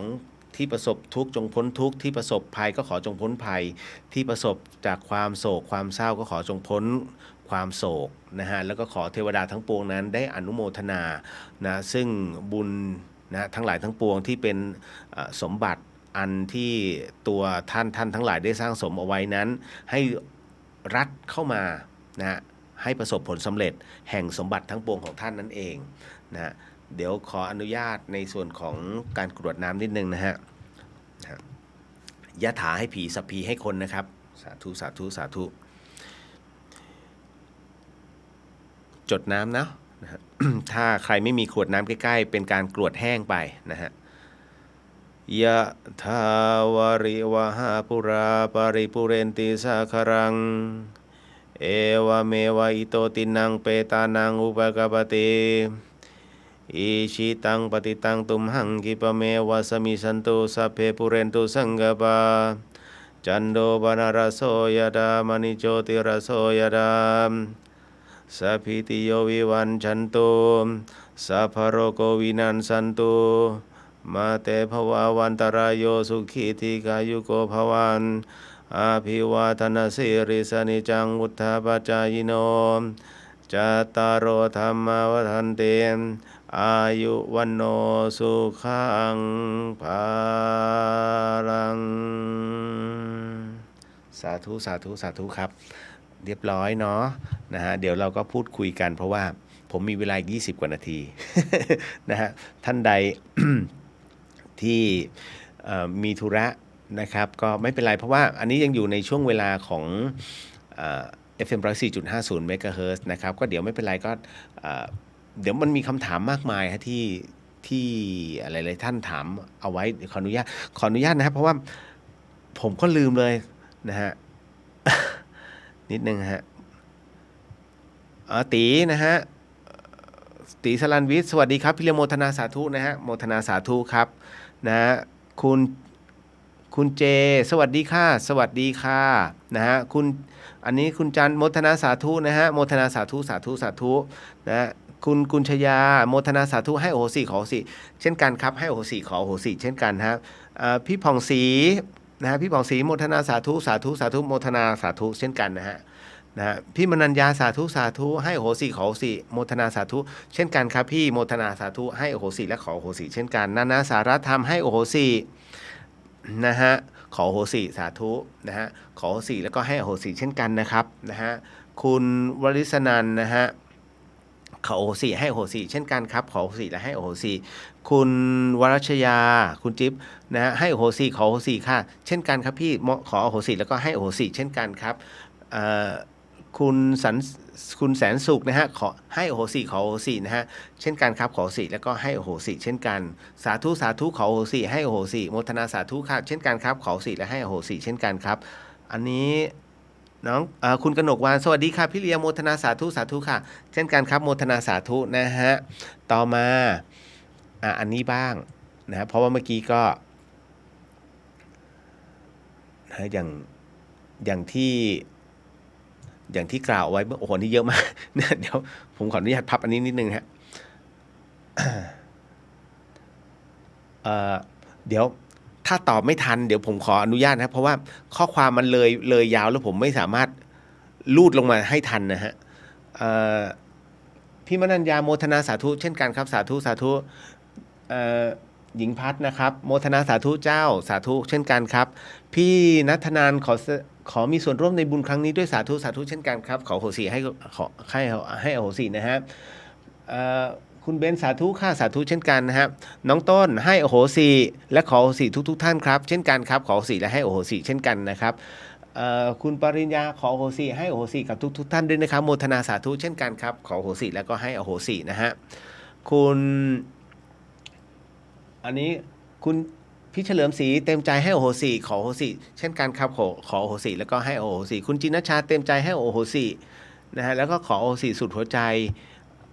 ไม่มีวงเล็บนะคะ สาธุคืออย่างนี้ท่านใดที่ไม่ก็จะมีนะฮะหลวงพี่ภัสกรท่านจะพูดเสมอว่าการให้อโหสิกรรมนั้นเนี่ยเป็นอะไรที่เราให้อภัยซึ่งกันและกันเจ้ากรรมนายเวรที่ฟังอยู่ณขณะนี้ฮะความขลังอารมณ์เดียวก็คือเรามีศรัทธาในการให้ตรงนี้ให้กับสัพพวิญญาณณช่วงเวลานะตรงนี้ฮะในแต่ละอสงไขยที่มันมาทบจรในภพนี้ท่านเคยทำกรรมกับสิ่งใดเอาไว้บุญวันนี้ที่เขาถึงเขาไปจุติทันทีจุติแปลว่าตายนะเขาจะตายจากตรงนี้ทันทีไปเกิดเป็นอีกหนึ่งภพเป็นภพที่สูงขึ้นเพราะฉะนั้นวันนี้ถึงได้บอกว่าให้อโหสิไปเถอะครับนะฮะแม้ว่าเราจะมีศัตรูอยู่ในชาติภพนี้นะฮะแต่การให้อโหสิกรรมมันเป็นชาติภพที่ผ่านมาเรื่อยๆนะครับส่วนชาติภพนี้มันจะเป็นบัญชีในครั้งต่อไป นะฮะเพราะฉะนั้นให้อโหสิเถอะนะฮะท่านใดที่มีวงเล็บก็ไม่มีปัญหาเพราะท่านวงเล็บชื่อเขาแล้วท่านคิดว่าเขาจะวงเล็บชื่อใครนี่ฮะอโมทนาสาธุนะฮะคุณพังขโมให้อโหสิขออโหสิญาติธรรมทุกท่านนะเต็มใจสุดหัวใจสาธุสาธุครับเช่นกันครับโมทนาสาธุแล้วก็ให้โหสิและขอโหสิเช่นกันนะครับพี่บุญลมให้โหสิและขอโหสิทุกท่านสาธุสาธุนะในวันพระใหญ่ไหว้พระจันทร์เช่นนี้นะครับพระจันทร์เต็มดวงสาธุเช่นกันให้โหสิและขอโหสิเช่นกันคุณญาติสโนให้โหสิขอโหสิทุกท่านนะคะผมพูดตรงนี้เพราะว่าญาติธรรมหลายๆท่านอาจไม่เห็นนะฮะทั้งหมดทั้งมวลที่เรานั่งฟังอยู่ตรงนี้เกี่ยวข้องความบังเอิญไม่มีบนโลกใบนี้ฮะนะฮะเพราะฉะนั้นเช่นกันผมประกาศในเรื่องของการให้อโหสิของทุกท่านนะฮะก็เป็นการน้อมผมเป็นตัวกลางในการเชื่อมต่อนะฮะทั้ง2เฟสแล้วก็ทุกท่านที่อยู่ในส่วนของวัดฝ่ายหินด้วยเช่นกันทั้งหมดทั้งมวลแล้วก็ครูฟังที่ฟังทาง FM 104.5 เมกะเฮิรตซ์ทั้งจังหวัดเชียงใหม่แล้วก็จังหวัดต่างๆที่เป็นเครือข่ายนะสาธุนะฮะคุณภวิกรโมทนาสาธุให้อโหสิและขออโหสิทุกท่านค่ะเช่นกันครับขออโหสิและให้อโหสิเช่นกันนะฮะคุณจัญญาเต็มใจให้อโหสิขออโหสิกับทุกท่านด้วยค่ะน้อมจิตโมทนาสาธุเช่นกันครับขออโหสิแล้วก็ให้อโหสินะฮะพี่สุวรรณีขออโหสิให้อโหสิทุกท่านเช่นกันครับขออโหสิแล้วก็ให้อโหสิพี่มาลีให้อโหสิกรรมขออโหสิกรรมอย่างสุดหัวใจค่ะเช่นกันครับขออโหสิกรรมและให้อโหสิกรรมสุดหัวใจหลายๆท่านสงสัยนะฮะแล้วก็คิดว่าคำว่าสุดหัวใจคืออะไรหมายถึงว่าการให้อโหสิทั้งหมดทั้งมวลโดยไม่มีข้อแม้นะฮะสุดหัวใจนะฮะนั่นคือเทใจให้แล้วใครไม่จริงใจหรือว่าไม่สุดหัวใจก็แล้วแต่ตรงนี้เขาสุดหัวใจพอสุดหัวใจเสร็จปุ๊บเนี่ยมันเคลียร์ใจมันเคลียร์ฮะตอนนี้ทุกท่านเขาเรียกทั้งหมดทั้งมวล รีเซ็ตรีเซ็ตตัวกรรมใหม่ เฉพาะช่วงนี้นะ พอหลุดจากนี้ไปนะฮะแล้วก็กลับไปใช้ชีวิตเหมือนเดิมสมมุตินะ20:30มีหนังเข้ามาเสร็จปุ๊บคุณเฮ้ยทำไมมันเป็นงี้วะยิงมันใจไปตามละคร อันนี้มันจะเป็นอกุศลเล็กๆที่แม้จะเป็นเศษกรรมที่มันไม่ได้เกิดขึ้นจริงเป็นเรื่องมายา แต่มันเกิดขึ้นจากใจเรานะมันเป็นมันเป็นแบบมันเป็นวจีกรรมนะฮะก็มีท่านที่เผลอนะฮะก็ยังไงก็ให้มันขาวสะอาดทั้งวันก่อนนะแล้วค่อยไปรีเซ็ตคือมันรีเซ็ตแล้วไงเราขอโอโหสิให้กันมีฮะเยอะมากตรงนี้ก็เป็นอะไรขำๆอ่ะนะฮะขจรศีลขอโอโหสิแล้วก็ให้อโหสิแก่ทุกท่านนะครับสาธุครับน้องก็ขอโอโหสิแล้วให้อโหสิเช่นกันโอ้พี่ประพังกรโมทนาสาธุครับพี่นะฮะขออโหสิด้วยพี่แล้วก็ให้อโหสินะครับนะฮะแล้วก็มาถึงตรงนี้พี่บุญลมไปแล้วเนาะนะฮะขอโหสิให้โหสิเช่นกันนะครับป้าแก้วขอโหสิให้โหสิกรรมกับทุกท่านด้วยความเต็มใจนะสาธุครับก็ขอโหสิแล้วก็ให้โหสิเช่นกันนะฮะพี่นพบอกว่าเต็มใจให้โหสิสุดจิตสุดใจขอโหสิสาธุเช่นกันครับขอโหสิและให้โหสินะครับป้าแก้วสาธุค่ะนะฮะอันนี้คุณพันลบโมทนาบุญกับทุกท่านนะครับทุกท่านครับสาธุครับเช่นกันนะครับบ๊อบสาธุครับโอ้นะฮะบ๊อบสาธุนะฮะขอโหสิและให้โหสิด้วยนะบ๊อบอะไรที่เคยล่วงเกินเด้อสาธุครับนะฮะย้อนหลังได้ไม่เป็นไรเดี๋ยวบุญเนี่ยไม่มีหมดอายุนะคุณแล้วก็สิ่งใดที่มันเป็นกรรมเวรซึ่งกันและกันในอดีตในช่วงเวลาปัจจุบันที่คุณนึกได้อะกับเพื่อนคนไหนเราทำผิดเฮ้ยเราเคยแกล้งมันอยู่ๆแบบมันยืนเต้นอยู่เราไปลูดกางเกงมันปึ้งให้มันอายเพื่อนเล่นๆอย่างเงี้ยเรามีความรู้สึกละอายใช่ไหมเราขอโหสิย้อนหลังได้เขารู้ไม่เป็นไรหรือว่าถ้าเขาตายลงเขารับรู้นะฮะเพราะว่ากระแสแห่งความเมตตาหรือว่ากระแสแห่งความที่เราแต่ละท่านเนี่ยมอบลงไปให้เขาเนี่ยมันเป็นกระแสแห่งความศรัทธาและความเมตตาฮะสาธุนะฮะอ๋อเป๊ปเอาโหสิสาธุขอโหสิแล้วให้โหสิเนอนะฮะคุณพลบผมมีอาการหาวไม่ง่วงนะครับแล้วน้ำตาไหลแบบไม่รู้ตัวโอ้ยปิติสาธุครับนะฮะพี่เกื้อกูลขอโหสิกรรมแล้วก็ให้โอโหสิกรรมกับทุกท่านด้วยความเต็มใจสาธุเช่นกันนะฮะพี่เกื้อกูลนะก็ขอโหสิแล้วก็ให้โอโหสินะพี่ศิวรัตน์นะฮะเต็มใจค่ะสุดจิตสุดใจให้โอโหสิแล้วก็ขอโอโหสิกรรมทุกท่านสาธุเช่นกันครับพี่เขาขอโอโหสิแล้วก็ให้โอโหสินะฮะพี่บุญลมบอกว่าโมทนาสาธุค่ะสาธุเช่นกันนะครับพี่อุทิศให้โอโหสิให้โอโหสิให้สิขอโอโหสิกับทุกท่านโมทนาสาธุเจ้าค่ะเช่นกันครับพี่โมทนาสาธุแล้วก็ให้โอโหสิขอโอโหสิเช่นกันครับพี่วรันทรโมทนาสาธุค่ะสาธุครับพี่นะฮะคุณนายนาหาวแล้วน้ำตาไหลตอนใกล้จบมีปิติเหมือนกันนะฮะโมทนาสาธุนะครับรับรู้แล้วนะครับเหมือนคล้ายๆเป็นคนมีองค์นะเนี่ย นะฮะเขาปิติฮะสาธุฮะคุณศิลาวรีนะครับขอบพระคุณคุณเรียวที่ทำให้มีโอกาสได้ประกาศขอโหสิกรรมขอโมทนากับทุกท่านด้วยค่ะสาธุเช่นกันฮะขอโหสิแล้วก็ให้โหสิขึ้น1 เดือน 1 ครั้งฮะทุกขึ้น15 ค่ำผมไม่ทำวันอื่นกลัวฮะ นะฮะไม่จะมีอีกทีนึงก็ต่อเมื่อข้ามปีนะฮะคืนข้ามปีฮะถ้ามีโอกาสนะฮะหมายถึงว่าอันนั้นเดี๋ยวจะขออนุญาตพระอาจารย์เป็นพิเศษก็ผมก็ต้องขออนุญาตสงฆ์ครบองค์นะฮะ4 รูปเพื่อรับรองผมเพราะว่ามันไม่ใช่ขึ้น15 ค่ำไงแล้วบังอาจขนาดนั้นผมคงไม่กล้านะฮะต้องอาศัยพลังพระสงฆ์ด้วยฮะนะฮะก็เดี๋ยวข้ามคืนปีใหม่ก็จะทำเช่นกันแต่ทุกๆขึ้น15 ค่ำของทุกๆเดือนเนี่ยจะมีแค่3 วันที่เป็นวันพิเศษที่จะมีคณะสงฆ์ร่วมด้วยก็คือมาฆบูชาอาสาฬหบูชาแล้วก็วิสาขบูชา3 วันนี้นะฮะสาธุครับคุณเทพรัตน์ให้โอโหสิและขอโอโหสิสุดจิตสุดใจค่ะสาธุครับขอโอโหสิแล้วก็ให้โอโหสิเช่นกันนะฮะอันนี้ออสนะฮะสาธุครับผมสาธุนะฮะออซี่นะฮะแล้วก็พี่มนัญญาบอกว่าสาธุตอนนี้ฝนตกหนักไม่หยุดน้ำท่วมรอบบ้านแล้วค่ะซอยราม21 ขอให้ปลอดภัยนะครับ ก็อุ๋ยโมทนาสาธุค่ะให้โอโหสิและขอโอโหสิกับทุกท่านค่ะสาธุสาธุสาธุเช่นกันขอโอโหสิแล้วก็ให้โอโหสินะครับน้องอุ๋ยนะฮะก็เป็นอะไรที่ต้องบอกว่าไม่มากนะฮะจนเกินไปนะฮะแล้วก็ไม่น้อยจนเกินไปสำหรับวันนี้แต่ว่าพอดีมีคำถามนะฮะมาเช่นกันนะฮะในส่วนของนิดนึงคือคำถามในเรื่องเดิมเลยเรื่องเดี๋ยวนะอันนี้ถามว่าทำไมเราต้องนั่งสมาธิอันนั้นเก็บไปก่อนนะฮะเล่าเรื่องที่เราสามารถรับรู้ได้ในการทำอโหสิกรรมเล่าไปแล้วบางส่วนแต่ว่าถ้าอยากรับเดี๋ยวเล่าให้ฟังก็ได้เมื่อวานนี้พี่เลียวอธิบายเรื่องธูปเขาก็บอกอีกว่าควรจุดธูปตอนเช้าในร่มจะได้ผลดีแท้อันนี้น้อยนา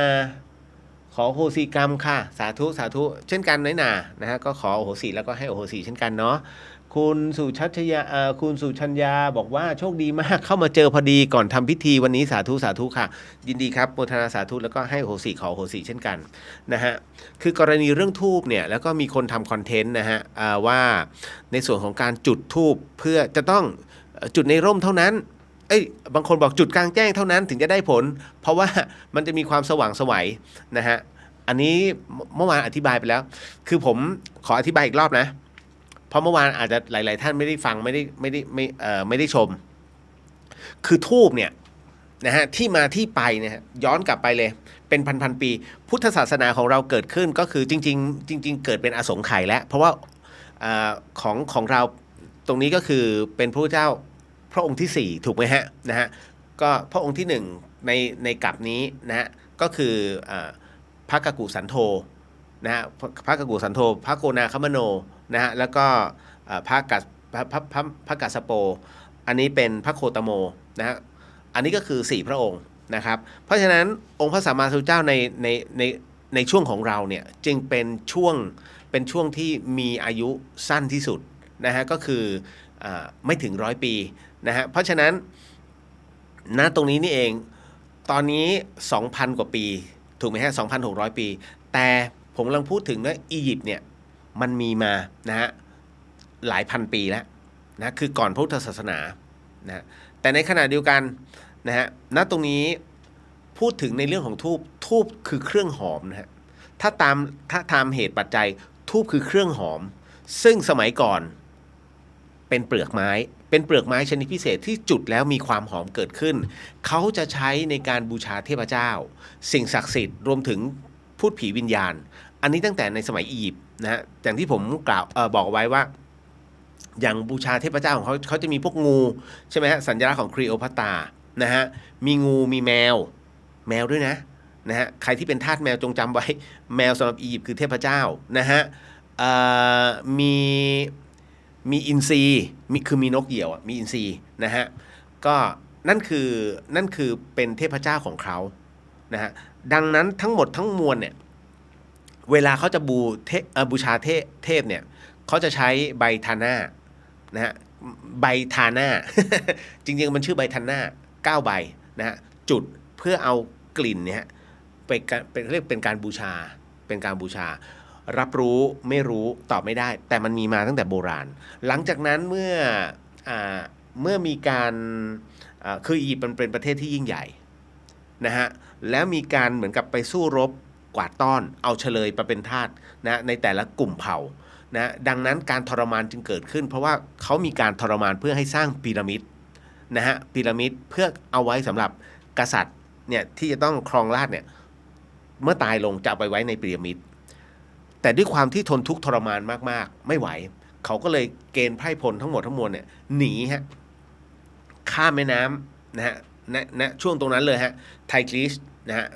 ไทกรีสยูเฟอร์ติสนะฮะจนเป็นอีกหนึ่งศาสนาขึ้นเราก็พักตรงนั้นเอาไว้คราวนี้เรามาพูดถึงในเรื่องของชาวฮินดูหรือชาวฮินดีเนี่ยนะฮะเขาก็จะเริ่มทำกำยานแล้วนะในการปั้นเป็นก้อนแล้วก็จุดคราวนี้มันก็จะคลุ้ง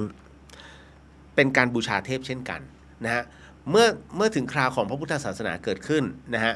พราหมณ์ก็เช่นกันฮะพราหมณ์ก็จะใช้ในเรื่องของการจุดเปลือกไม้เป็นไม้หอมไม้มงคลทั้งหมดทั้งมวลเนี่ยเป็นกำยานนะฮะ นั่นคือไม้หอมที่มาที่ไปของควันนะฮะเมื่อพุทธศาสนานั้นถูกแผ่กระจายออกไปนะฮะในที่ต่างๆไปถึงจนประเทศจีนนั้นพัฒนาเกิดขึ้นก็เลยนำเอาสิ่งที่เป็นคล้ายๆกับเป็นส่วนผสมไม่ว่าจะเป็นมูลสัตว์บางส่วนนะฮะผสมกับเปลือกไม้หอมนะฮะเพราะว่ามูลสัตว์มันจะเขาเรียกว่ามันจะติดไวมากก็จะกลายเป็นทูบเล็กๆแล้วหลังจากนั้นก็เปลี่ยนจากมูลมาเป็นพวกดินนะฮะพวกดินพวกเป็นตัวที่นำความร้อนได้ดีนะจุดแล้วก็คราวนี้ก็จะเป็นควันทูบ จึงเกิดขึ้นที่จีนแล้วก็ทิเบต นะฮะแล้วหลังจากนั้นเนี่ยจึงเข้าสู่ในประเทศไทยณตรงนี้ เลยต้องบอกว่านี่คือความหมายของทูบที่มันเกิดขึ้นแต่คราวนี้ การทำคอนเทนต์อะไรเหล่านี้มันทำให้คนหลงเชื่อนะฮะ ดังนั้นก็เลยผมต้องบอกว่าให้ท่านใช้หลักกลามสูตรนะขององค์พระสัมมาสัมพุทธเจ้าก็คือจงอย่าเชื่อในสิ่งที่เขาเล่าต่อกันมานะฮะจงเชื่อในสิ่งที่ท่านนะฮะได้พิสูจน์แล้วว่าสิ่งนั้นเป็นกุศลจงเชื่อสิ่งนั้นเพราะฉะนั้นไม่ว่าจะเป็นคอนเทนต์อะไรก็แล้วแต่ของอาจารย์อะไรก็แล้วแต่สัพเพเหระนะฮะให้ยึดว่าสมัยก่อนน่ะมันเป็นยังไงสมัยนี้เขาอายุแค่นี้ก่อนเขาเกิดเนี่ยเขาบูชาด้วยอะไรนะฮะเพราะฉะนั้นทั้งหมดทั้งมวลเป็นวิชาที่พยายามคิดขึ้นมาเป็นคอนเทนต์แต่ละคนแต่ละอาจารย์ทั้งหมดทั้งมวลอันนี้ฟันธงเลยฮะนะเพราะผมเอง นะฮะก็รับรู้ในสิ่งตรงนี้มานะฮะแล้วก็เราก็ไม่อยากให้หลายๆท่านไปหลงเชื่อแบบนั้นแล้วเดี๋ยวก็จะโดนเด็กรุ่นใหม่เนี่ยนะฮะอันว่าเขามีเหตุผลของเขานะฮะและเดี๋ยวเขาจะมาหักกลบลบตรงนี้ไปตอนนี้ก็เล่าที่มาที่ไปของธูปก่อนนะว่าจริงๆมันคือเครื่องหอมนั่นแหละที่ใช้บูชานะฮะในสิ่งที่เป็นที่เราศรัทธานั่นแหละฮะทั้งหมดทั้งมวลเนาะตรงนี้นิดนึงนะฮะคุณรัติพรโมทนาสาธุขอโหสิกับทุกท่านสาธุเช่นกันฮะขอโหสิแล้วก็ให้โหสิพี่มารีบอกว่ารู้ซึ้งถึงความทุกข์ไม่คิดพยาบาทกับผู้ใดและตั้งจิตไม่อยากกลับมาเวียนเกิดเวียนตายอีกจะสมปรารถนาเมื่อไหร่ไม่รู้ได้แต่อย่างน้อยก็ได้ตั้งความปรารถนาไว้แล้วครับขอบพระคุณมากครับพี่มีหลักของพี่อยู่หลักในที่นี้ก็คือพระนิพพานเป็นหลักจะกี่ครั้งจะตายกี่ครั้งจะเกิดใหม่อะไรก็แล้วแต่เมื่อมีพระนิพพานเป็นที่ตั้งฮะวันหนึ่งจะถึงนะฮะผมไม่ได้บอกเฮ้ยผมตายปุ๊บผมถึงนิพพานคงไม่ใช่ขนาดนั้นนะฮะเรายังต้อง ทำสิ่งอะไรหลายๆอย่างนะที่จะต้องมีหน้าที่ทุกคนมีหน้าที่แต่ผู้ที่ไปถึงตรงนั้นได้นั่นคือท่านรับรู้เรื่องธรรมชาติเป็นที่เรียบร้อยแล้วธรรมะคือธรรมชาติของพระพุทธเจ้าของพระพุทธเจ้านะครับเด็กคำถามครั้งก่อนนะที่บอกว่าเอ๊ะอย่างนี้ก็เหมือนกับเด็กที่เป็นผ้าขาวสิเพราะว่าจิตเขาบริสุทธิ์ถูกต้องฮะพระอรหันต์หรือว่าพระผู้ที่ถึงแล้วซึ่งธรรมะชั้นสูงเนี่ยท่านคือเป็นผู้ที่มีจิตบริสุทธิ์เยี่ยงทารกแต่ไม่ใช่ทารกเป็นพระอรหันต์เข้าใจนะฮะเพราะทารกยังไม่เคยผ่านชีวิตเลยเขากำลังโตเพื่อผ่านชีวิตตรงนั้นแหละพิสูจน์กันแต่พระสุปฏิปันโนนะฮะท่านผ่านชีวิตมาแล้วนะฮะจากอะไรก็แล้วแต่ลุยลาวีกับชีวิตนะฮะมีเมียไม่มีเมียมาก่อนหรือว่าถูกคนกลั่นแกล้งมาก่อนประสบปัญหาไอ้นู่นไอ้นี่มาก่อนนะฮะท่านเจอเล่ห์เหลี่ยมหมดแล้วบนโลกใบนี้แต่สุดท้ายที่สุดแล้วพอมาบวชเสร็จปุ๊บเนี่ยท่านเกลาตรงนั้นทั้งหมดทั้งมวลจนท่านบริสุทธิ์ทั้งหมดเข้าใจในหลักการของมันความเป็นไปวัฏจักรของธรรมะจึงเกิดเป็นเช่นนี้ฮะนั่นแหละฮะเพราะฉะนั้นเด็กจิตบริสุทธิ์แต่ยังไม่ผ่านเรื่องของปัจจุบันแต่พระสุปฏิปันโนท่านผ่านทั้งหมดจนขัดเกลาให้ตัวจิตของท่านขาวผ่องเป็นที่เรียบร้อยนะฮะตรงนี้นี่เองก็อธิบายให้ฟังเนาะอันนี้เนสสวัสดีค่ะคุเรียโมทนาสาธุคุณเนสนะครับนะฮะสาธุเช่นกันนะฮะขอโหสิแล้วก็ให้อโหสินะครับคุณเนสครับนะฮะก็ผมข้ามใครไหม นะคือหลายๆท่านก็ถามเข้ามาเยอะแล้วผมคือมันไปไม่สุดอะแล้วคำถามเยอะมากนะฮะขออโหสิด้วยเช่นกันนะฮะไปไม่สุดนี้เนี่ยจบแค่นี้จริงๆ เดี๋ยวผมพยายามจะไปให้สุด ไม่สุด ไม่สุด ก็ขอสิเนาะ นะฮะมันไม่ได้จริงๆฮะเล่าอีกรอบแล้วกันนะฮะในส่วนของเออในเรื่องของพิธีอโหสิกรรมเนี่ยฮะเพราะว่าได้ผลไม่ได้ผลท่านเท่านั้นที่รับรู้นะครับเพราะท้ายที่สุดแล้วพิธีอโหสิกรรมเป็นพิธีที่ขอนะในสิ่งที่เรามองไม่เห็นเราทั้งชาตินี้ภพนี้หรือว่าชาติใดๆก็ตามในบทก็กล่าวอยู่แล้วครับว่าอะไรที่เราเคยล่วงเกินนะแล้วเรามองไม่เห็นนะฮะเราขออโหสิเขาได้เจ้ากรรมนายเวรมี2 อย่างอย่างแรกก็คือปัจจุบันเนี้ยที่คุณจับต้องได้ใครก็ตามนะฮะทั้งหมาทั้งแมวเนี่ยรวมถึงคนด้วยอะไรก็ตามที่ไม่อันนี้หมายถึงสิ่งมีชีวิตนะไม่รวมสิ่งของนะฮะอะไรก็ตามที่มีผลกับจิตของเราให้เขวให้เสียใจให้เศร้าให้เสียความรู้สึกนั่นคือเจ้ากรรมนายเวรฮะเพราะฉะนั้นนี่คือเจ้ากรรมนายเวรที่ยังมีชีวิตอยู่ไม่ว่าตอนไหนก็ตามนี่แต่เจ้ากรรมนายเวรที่เรามองไม่เห็นล่ะคุณขับรถไปชนหมาตายนะฮะไม่รู้ตั้งใจไม่ตั้งใจนะฮะแล้วก็อยู่ๆมีวัยรุ่นข้างบ้านนะฮะโยนก้อนหินเข้ามาในบ้านนะฮะคุณก็เลยเอาหลาวพุ่งไปใส่เสียบอกฟึบบาดเจ็บสาหัสนะฮะไม่รู้ด้วยโทสะอะไรก็ตามในอดีตนะสมมุติทั้งหมดทั้งมวลเนี่ยนะฮะมันเป็นเรื่องราวที่ผ่านมาแล้วท้ายที่สุดเกิดอาการล้มตายเกิดขึ้นคราวนี้สิ่งนี้มองไม่เห็น มันจะเล่นงานเราไม่วะนี่นู่นนั่นนะฮะเพราะฉะนั้นในเมื่อเราเริ่มคิดได้เราอยากจะรีเซ็ตจิตใหม่รีเซ็ตชีวิตใหม่เราอโหสิเริ่มตั้งแต่วันนี้ฮะพอเริ่มอโหสิเสร็จปุ๊บเนี่ยอะไรที่เรารู้ว่ามันเป็นเหตุปัจจัยให้เราต้องผิดพลาดไม่ต้องทำหรือถ้าพลาดน้อยที่สุดนะฮะอย่างสมมุติเนี่ยเราศีล 8นะฮะณช่วงนี้เราศีล 8อยู่ๆเดินไปฮัมเพลงไม่ได้นะฮะ นัดจากคีตาเนี่ยห้ามเลยเพราะฉะนั้นอยู่ๆแบบมีเพลงขึ้นมาแล้วมาร้องเพลงตามนี่อันนี้ก็คือเราไม่ได้ตั้งใจมันเผลอไงถามว่าเผลอเนี่ยขาดไหมทั้งหมดขึ้นอยู่ที่เจตนาพอเราไม่เจตหุยตายแล้วผิดโหสิไม่ได้เจตนาศีลไม่ขาดนะฮะเพียงแต่ว่าให้เรารับรู้แล้วก็เขาเรียกว่าให้มีความยั้งคิดนะฮะว่าหยุดทำตรงนี้เช่นกันสรรพวิญญาณทั้งหมดทั้งมวลรับรู้ได้ต่อเมื่อเราหยุดทำนะหรือว่าเฮ้ยจะทำหยุดทำนั่นนะฮะพอหยุดทำเสร็จปุ๊บเขาจับกระแสนะฮะคนจะชั่วไม่ชั่วคุณดูที่หมาเกี่ยวกับหมายังไงคุณสังเกตไหมฮะถ้าคนเมาเนี่ยเดินไปแล้วไปยืนอยู่ที่หน้าบ้านคุณแล้วคุณเลี้ยงหมาอยู่มันเห่านะกับอีกคนนึงดื่มนมแล้วมายืนที่บ้านมันไม่ได้เห่าเต็มที่เห่าเล็กๆแล้วก็กระดิกหางผิดกันทำไมถึงต้องเห่าคนเมานะฮะมันมีบางอย่างที่เป็นกระแสมันรับได้เพราะฉะนั้นดูง่าย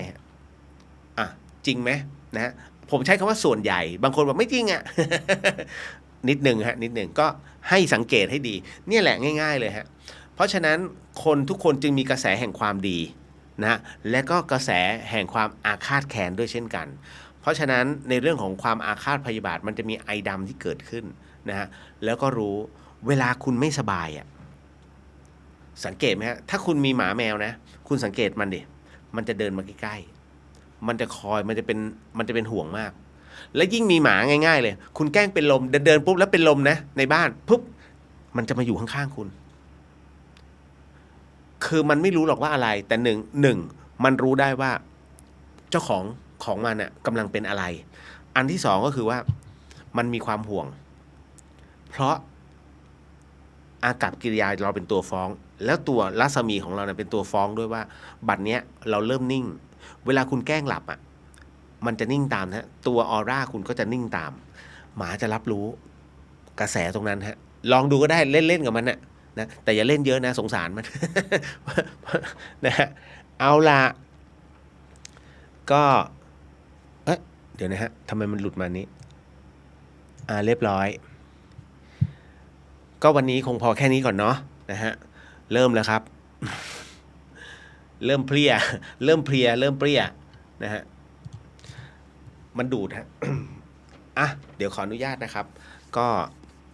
สิ่งหนึ่งสิ่งใดวันนี้ผิดพลาดพลั้งไปต้องขออโหสิกรรมมาณที่นี้ก็ขอมอบอานิสงส์ผลบุญในค่ำคืนนี้ถวายแด่องค์พระสัมมาสัมพุทธเจ้าทุกๆพระองค์พระธรรมเจ้าทุกๆพระองค์พระอริยสังฆเจ้าทุกๆองค์พระปัจเจกพุทธเจ้าทุกๆพระองค์พระอสิติมหาสาวกเจ้าทุกๆพระองค์รวมไปถึงพระอาจารย์ภาสกรภูริวัฒโนอาจารย์แม่ชีเพียงเดือนธนสารพิพิธรวมไปถึงพระอาจารย์สมบัติภูริปัญโยก็ขอให้ได้รับอานิสงส์ผลบุญในค่ำคืนนี้ด้วยเช่นกันขอมอบอานิสงส์ผลบุญในค่ำคืนนี้ถวายแด่องค์ทวยเทพเทวดาทั้งหลายมอบแด่สรรพสัตว์สรรพวิญญาณทั้งหลายสรรพเจ้ากรรมนายเวรทั้งหลายทั้งปวงของข้าพเจ้าและคุณผู้ฟังก็ขอให้ได้รับอานิสงส์ผลบุญในค่ำคืนนี้ด้วยเช่นกันขอมอบอานิสงส์ผลบุญในค่ำคืนนี้ให้กับคุณผู้ฟังทุกๆท่านทั้งในคลื่น FM 104.50 เมกะเฮิรตซ์ทั้งจังหวัดเชียงใหม่แล้วก็จังหวัดใกล้เคียงรวมไปถึงคุณผู้ฟังผ่านในช่องโซเชียลทั้งหมดทั้งมวลก็ขอให้ได้รับอานิสงส์ผลบุญในค่ำคืนนี้ด้วยเช่นกันครับนะก็ขออนุญาตนะครับในการแผ่เมตตาให้สรรพสัตว์ทั้งหมดทั้งมวลนะครับสัพพโรกาวินิมุตโตสัพพสันตาปวาจิตโตสัพพเวรมติกันโตนิปุตโตจตุวังสัพพิติโยวิวันชันตุสัพพโรโกวินันสตุมาเตภวะวันตรายโยสุขีทีขายุโกภวามอภิวาทนาสีริสนิจังวุธาปจายโนจัตตารโอธรรมาวทันติ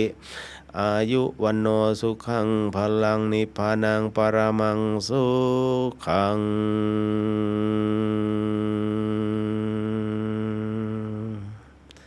สาธุสาธุครับแล้วเจอกันเนาะในครั้งต่อไปนะฮะน้องแพรสวัสดีค่ะฝากสวัสดีคุณแม่ด้วยนะคะขอให้แข็งแรงสาธุครับนะฮะขอบพระคุณคุณเลียวพักเยอะๆนะฮะเดี๋ยวแป๊บหนึ่งฮะเดี๋ยวก็ปลดนิดนึงคุณปริญญาขอบคุณมากค่ะพี่เลียวโมทนาสาธุค่ะสาธุสาธุครับแล้วเจอกันเนาะนะฮะ